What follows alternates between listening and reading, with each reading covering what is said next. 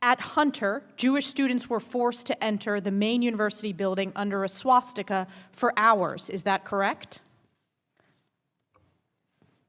My understanding of that is that the swastika was placed outside, and we have a custom of erasing all such deplorable symbols.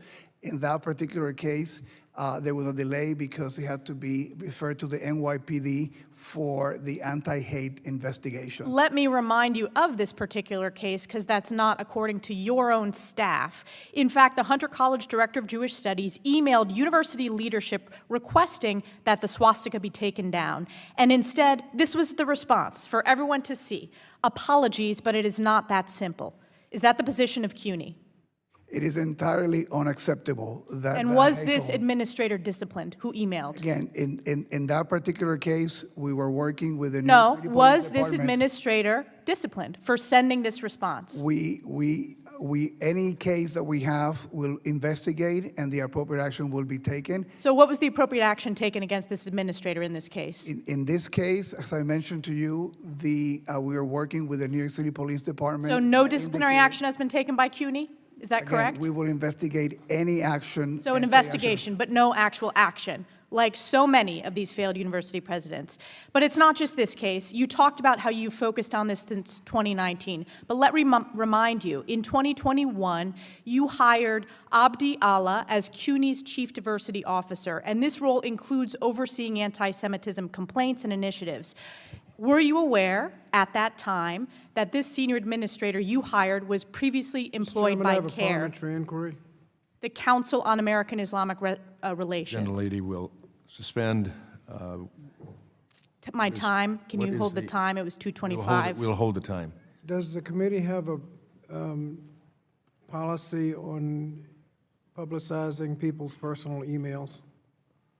This is a university administrator's email. Email addresses? No, we don't have a policy, I'm told, on that. And again, this is at the university. This is a university email, a public university in the state of New York. Following up at 2:25, which my time is, I'm referencing the CUNY Chief Diversity Officer, who you hired in 2021. They were previously employed by CARE, the Council on American-Islamic Relations. Is that correct?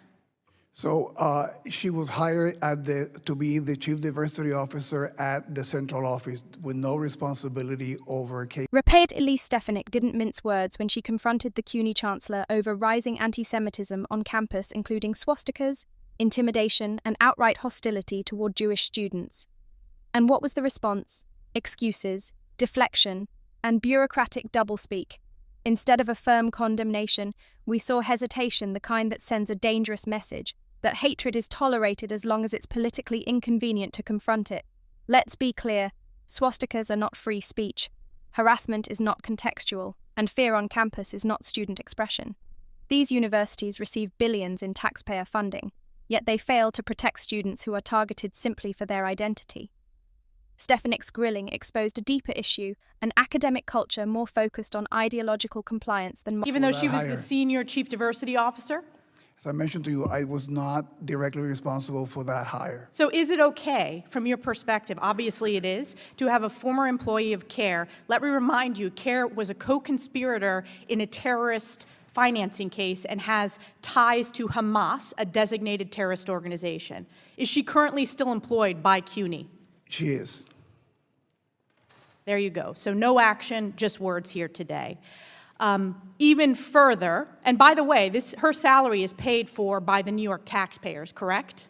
We have the expectations of total professionalism and compliance with all the rules and policies of CUNY.